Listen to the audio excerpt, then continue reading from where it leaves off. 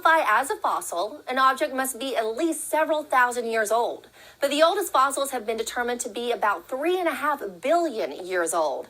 Paleontologists, the scientists that study prehistoric life, define a fossil as any type of physical evidence of ancient life. Fossils can be tracks left behind by an animal, impressions of plant leaves in a rock, ancient burrows and dens, or an entire insect perfectly preserved in tree sap that has crystallized into amber. Skeletal fossils are made when an animal dies and are buried very quickly beneath layers of fine rock and dirt called sediment. Decomposers, like bacteria and fungi, break down the animal's skin, muscle, and organ cells, leaving just the bones. Over time, many more layers of sediment accumulate on the skeleton, causing pressure to squeeze out any water left in the bones and to fill in any spaces with minerals.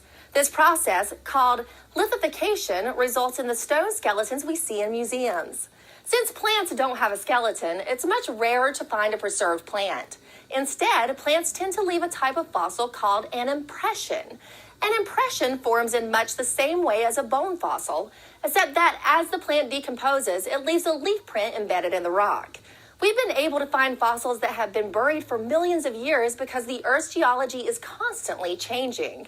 Fossils have given us valuable clues to the Earth's past, and who knows what's still buried for us to find.